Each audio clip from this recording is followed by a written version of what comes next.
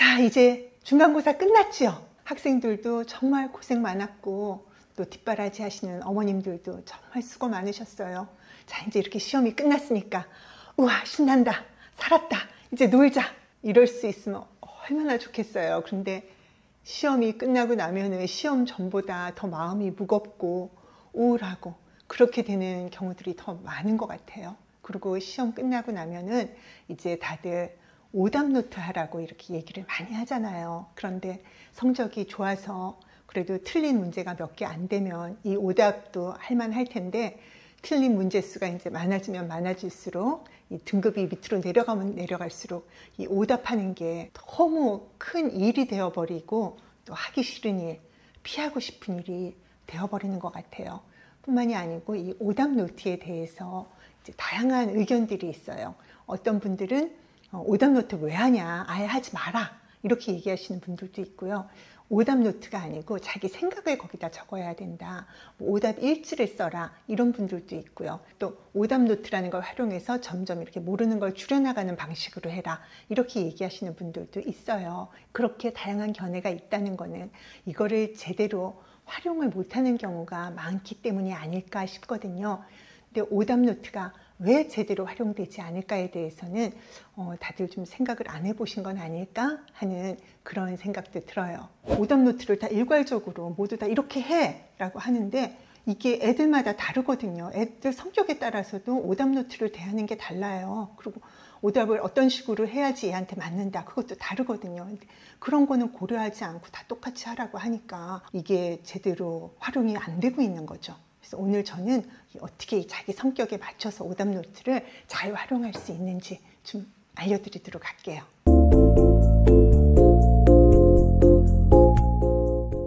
학생들 중에 이렇게 걱정 많고 불안 많고 마음도 여려서 자책도 잘하고 그런 학생들을 뭐라 그런다고요? 로맨티스트. 이렇게 로맨티스트 성격을 가진 학생들은 오답하는 게 괴로워요. 뭐 오답이 안 괴로운 애들은 없겠지만 이 학생들이 오답할 때 괴로운 이유는 다른 또 학생들하고 달라요. 이 학생들은 오답할 때 굉장히 심리적인 부담감을 많이 가지게 돼요. 왜냐하면 자기가 잘못한 거잖아요. 그러면 뭘 해요? 자책을 해요. 그래서 자책하는 마음으로 틀린 문제를 들여다보기 때문에 이게 괴로워지는 거거든요. 그래서 자책하는 마음으로 틀린 문제를 보게 되면 그걸 통해서 뭘 배우겠다는 이 긍정적인 동기가 생기기보다는요, 이게 정말 하기 싫은 일, 가능하면 좀 미루고 싶은 일, 피하고 싶은 일, 이런 마음으로 하게 되는 거거든요. 그래서 이런 학생들한테 오답 노트를 하게 할 때는 이 자책하는 마음을 좀 줄여줄 필요가 있어요. 그게 상담과 코칭에서 굉장히 필수적이에요. 그런데 또 그 중에는 굉장히 정성껏 열심히 이 오답 노트를 하는 로맨티스트 성향의 학생들이 있거든요. 그런 학생들은 이 오답 노트로 예술을 하는 학생들이에요. 오답 노트를 하는 거를 자기의 공부의 일환으로 내가 해야 할 것 중에 하나를 하는 거다라고 받아들이고 오답 노트를 했다는 것 자체로 내가 공부를 다 했다, 이런 마음으로 하는 거예요. 가이드라인이 좀 이렇게 명확한 일을 선호하거든요. 근데 오답 노트를 만드는 일은 정말 가이드라인이 너무 확실한 작업이에요. 이미 정답 나와 있죠. 해설지 보면 왜 정답이 답이고 다른 선지가 답이 아닌지 설명이 나와 있어요. 그래서 오답을 예쁘게 만들면서 뭔가 내가 굉장히 공부한다는 느낌도 받고 힐링도 돼요. 이게 어떻게 힐링이 되냐고요? 이런 성격의 분들은 색칠하기, 이 컬러링을 하면서요, 이렇게 집중을 하면요, 마음의 힐링을 느끼거든요. 그래서 이 오답 노트 하는 것도 거의 컬러링 하는 마음으로 최대한 예쁘게 집중해서 오려서 붙이고 색 다르게 표시하고 중간중간 그림도 넣고 이렇게 스탬프도 찍고 막 이렇게 하면서 오답으로 예술을 하게 돼요.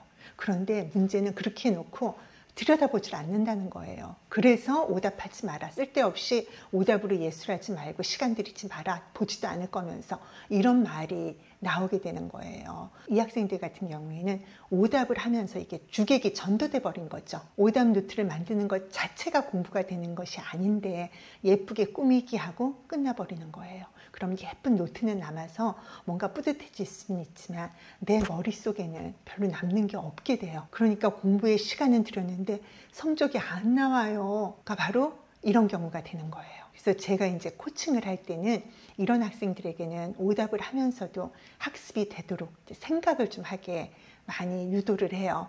그리고 이제 이런 학생들한테는 주로 제가 정리 노트를 좀 만들고 단권화 노트를 만들라고 얘기를 많이 하거든요.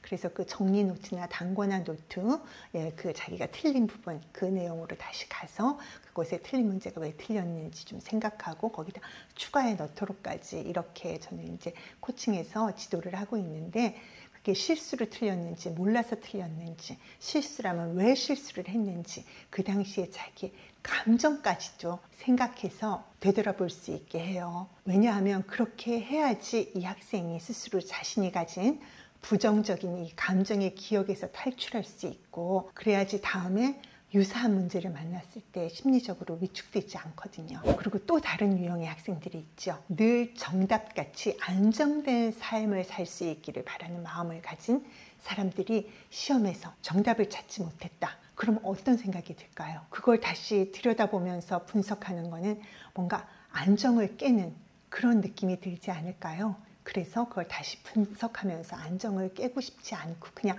덮어버리고 싶겠죠. 다시 보고 싶지 않아요.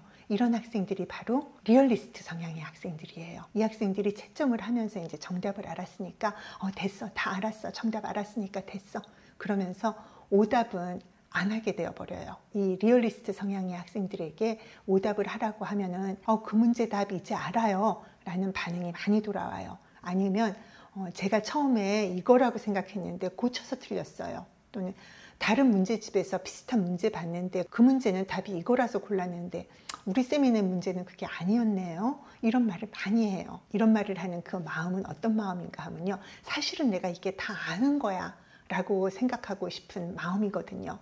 그래서 자신이 틀린 이유에 대해서 계속 변명 비슷한 말을 하게 되는 거예요. 상당히 이제 방어적인 태도를 보이고 있는 거죠.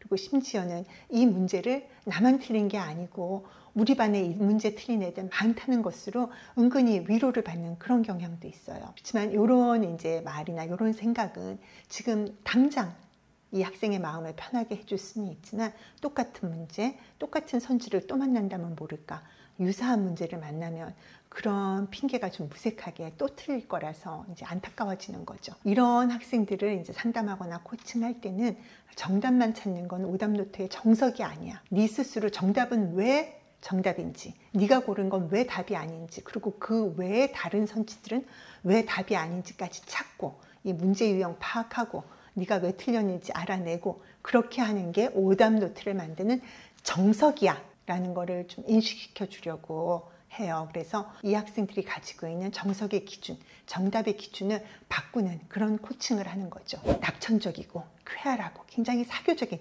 그런 성향의 학생들이 있잖아요. 이 학생들의 아픈 점이 바로 덜렁거리는 특성이 강하다는 거죠. 이 학생들이 바로 휴머니스트 성향의 학생들인데, 지난주 영상에서도 말씀드렸지만 이 학생들은 덜렁거려서 이 사소한 실수를 거의 매 과목마다 한 개 정도는 하기 때문에 오답을 할 거리가 늘 있는 학생들이에요. 근데 이 학생들도 오답 보는 걸 괴로워해요. 그 이유는 이게 재미가 없어요.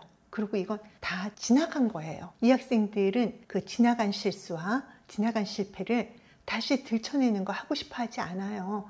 시험 보는 순간, 답을 맞추는 순간 속상했어요, 그때는. 그렇지만 게임 한 판 하거나 뭐 매운 떡볶이 먹고 그거 잊었는데 다시 그 기분 나쁜 상태로 돌아가야 되는 거니까 하고 싶지 않죠. 그리고 내가 뭔가 잘못한 거를 보는 거, 나의 부족한 부분을 보는 거, 그런 거는 좀 이렇게 가오가 상한다 이런 느낌이 들어서 자기도 모르게 아이 뭘 그런 걸 하고 그래, 사람이 다 쓸데없이 사소한 거에 목숨을 걸어, 이런 마음이 돼서 피해버리거든요. 그리고 자기가 틀린 이유는 이게 사소한 계산 실수고 내가 문제 잘못 읽었기 때문이다 이렇게 생각하면서 좀 위안을 얻으려고 하거든요. 근데 실상 이 학생들의 시험지를 보면요, 이 사소한 계산 실수나 문제를 잘못 읽어서 틀린 경우도 있지만 개념을 대충 어렴풋하게 이해해서 틀리는 경우가 더 많아요. 이 성격의 학생들은요, 뭘 대충 알아도요, 자기가 다 알았다고 생각하기 때문에 문제를 풀 때 이 헷갈리는 경험을 참 많이 하게 돼요. 그리고 헷갈렸음에도 찍어서 맞았잖아요. 그럼 그걸 자기가 알아서 맞췄다고 생각할 가능성이 많거든요. 그래서 이 학생들은 반드시 자신이 틀렸거나 찍어서 맞춘 문제는 개념부터 다시 정리할 필요가 있어요. 그게 이 성격의 학생들의 오답 노트의 포인트예요. 그래서 제가 이 학생들을 코칭할 때는 오답을 적어보는 것보다는요, 자기가 거기에 대해서 다시 공부한 거를 멋지게 좀 설명을 하게 해요. 그러면 되게 또 뿌듯해해요. 자기가 그걸 잘 설명을 하고 나서는. 그래서 그게 이 학생들한테는 되게 좋은 방법이에요. 또 하나는 성급하게 답을 골라서 틀리는 경우들이 있거든요. 자기가 왜 그 순간 성급하게 답을 골랐는지, 왜 그 답을 보고 찍었는지를 좀 기억을 되돌아보게 해요. 근데 저 그냥 그렇게 했어요 하면서 생각하고 싶지 않아 하는데, 자기가 만약에 그 순간에 그걸 답으로 찍었다면요, 그 선지나 아니면 질문이나 보기나 뭔가에 있는 어떤 한 단어나 표현이 나를 이렇게 끌어당겼을 거거든요. 그래서 그걸 다시 생각해 보면서 나의 취약점을 좀 알아야 돼요. 내가 이런 순간에 이런 표현에 끌려서 성급하게 판단을 하는구나. 이런 인식이 좀 생기게 해주려고 해요. 또 다른 유형의 학생들이 있죠. 이제 자신이 관심이 없는 것에 대해서는 이렇게 무지할 정도로 모르면서도 내가 관심이 있는 이슈, 내가 꽂힌 거, 그거에 대해서는 끝없이 파고들어서 전문가 수준의 지식을 자랑하는 그런 아이들이 있어요. 바로 아이디얼리스트 성향의 학생들이죠. 이 학생들은 내가 이 문제 왜 틀렸는지 이거 궁금하지 않으면요, 오답을 해야 할 이유가 없어요. 하고 싶지도 않아요. 관심도 없어요. 그래서 이런 학생들에게 오답해야 돼 이렇게 얘기하면요, 건성으로 그래 이게 답이네 하고 끝나는 거예요. 내가 이런 걸 알고 있어요. 나 이거 사실은 몰라서 틀린 거 아니에요. 이런 핑계를 대는 마음이 아니고요, 여기에 관심이 1도 없는 그런 마음이거든요. 자신이 관심 없는 거에 대해서는 흥미를 못 느끼지만요, 이 학생들 중에도 공부에 나름 의미를 두고 있는 학생들인 경우에는요, 자기가 호기심을 가지고 오답을 하려고 해요. 내가 왜 틀렸는지 알고 싶은 마음이 있거든요. 근데 지난주 영상에서도 알려드렸지만 이 성향의 학생들이 잘 틀리는 문제가 출제자의 의도를 자기 식대로 파악해서 이 개념이나 내용을 이미 알고 있으면서도 문제를 틀리는 경우가 많아요. 일단 내용을 제대로 이해를 못했거나 외우지 않아서 틀린 문제의 답을 확인하고 자신이 왜 틀렸는지 그거는 금세 파악할 수 있어요. 그렇지만 출제자의 의도를 제대로 파악 못해서 틀리는 문제는 오답을 하면서도 이 학생들 같은 경우에는 그 이유를 끝끝내 스스로 알아낼 수 없는 경우가 꽤 많거든요. 그래서 제가 코칭을 할 때는 네 생각이 틀렸다는 게 아니야. 네 생각도 맞지만 너 이 시험의 취지를 생각해봐. 이 시험을 왜 봐? 시험은 의견 토론장이 아니야. 학교에서 배운 내용을 네가 잘 숙지했는지 그걸 테스트하고 또 성적을 내야 되기 때문에 점수로서 다 변별을 하는 거, 그게 시험이야. 근데 너는 지금 이 시험에서 네가 거의 순교하겠다는 마음으로 네 주장을 해야 되겠니? 아니면 시험이 요구하는 답을 써야 되겠니? 이렇게 설명과 질문을 하면서 오답을 하기 전에 시험에서 묻는 것은 네 생각이 아니라는 걸 일단 한번 인정하게 해요. 그리고 자신이 출제자의 의도를 몰라서 틀린 문제는 문제만, 그 문제 질문만 좀 여러 번 읽으면서 문제에서 요구하는 것이 뭔지 파악하는 연습을 하게 하거든요. 이제 오답 노트에 기본적인 사항은 다 하지만 이 성향의 학생들에게 중점을 두는 그런 개별화된 코칭은 출제자의 의도를 파악하기 위해서 질문을 여러 번 읽어보게 하고 그걸 이제 익숙해지게 만드는 거예요. 또 학생들 중에는 뭘 하든지 계획대로 정해진 대로 하려는 특성이 두드러진 아이들이 있죠. 그런 성격을 에이전트 성향이라고 하는데, 이 성향의 학생들은 이 오답을 알아서 좀 하는 편이에요. 왜냐하면 시험이라는 과업의 마지막 절차라고 생각하기 때문에 시험에 대해서 나름 중요하게 생각하고 있다면은 이 오답을 꼭 하는 편이거든요. 근데 이제 에이전트 학생들이 오답을 할 때는 답을 찾고 그 이유를 아는 걸 넘어서서 문제 유형별로 정리하거나 내용별로 정리하고 이렇게 범주화하는 거를 선호해요. 그런데 이 학생들이 이거를 분류만 하고 끝내는 경우가 있어요. 분류까지만 하고. 왜냐하면 이 학생들은 정해진 절차를 따르는 거를 되게 중요하게 생각하고 내가 그 절차를 다 마쳤다. 그러면 끝났다라고 생각하거든요. 그래서 이 분류까지 다 했다. 그럼 이제 다 됐다 생각하고 딱 내려놓게 되죠. 그런데 사실 이걸로 끝이 아니잖아요. 내가 푼 문제풀이와 선생님이 푼 문제풀이가 왜 달랐는지, 뭐에서 서로 생각이 달랐는지 이런 것까지 파악할 수 있으면 더 좋잖아요. 그래서 저는 학생들을 그 단계까지 코칭으로 끌고 가요. 특히 수학 같은 경우에는 문제를 풀기 위한 다른 접근법은 없는지도 좀 생각해 보게 하는 편이에요. 아이디얼리스트 성향이 높은 학생들은 스스로 다른 접근법에 대해서도 많이 생각해 보는데, 에이전트 학생들은 이렇게 뭐가 하나 정해지면 그 정해진 거에 되게 충실한 편이라서 이렇게 다른 생각을 하도록은 좀 얘기를 해줘야 돼요. 그래서 이 학생들이 이렇게 다른 방식으로 푸는 것까지 생각해 보는 것도 내가 해야 하는 일이구나 라고 받아들이게 되면요, 그 다음에는 이제 좀 알아서 하게 되죠. 제가 지금까지 이제 학생들이 각 성향별로 그 성격에 따라서 오답을 대하는 마음이 어떻게 다른지, 또 각 성격별로 어떻게 이 오답을 잘 활용할 수 있을지 그거를 말씀을 드렸어요. 오답 노트를 활용하는 공부법이 좋다, 나쁘다, 그걸 사실은 논할 게 아닌 거예요. 학생 각자가 그걸 공부에 어떻게 활용하고 어떻게 도움이 되게 할 수 있는지, 그게 중요한 거잖아요. 근데 대부분의 학생들이 이 오답에 대해서는 부담감을 느껴요. 그런 마음의 허들이 있거든요. 근데 그것도 그냥 이렇게 오답을 해 라고, 이런 방법을 알려줬잖아 라고 해서 그냥 없앨 수 있는 게 아니에요.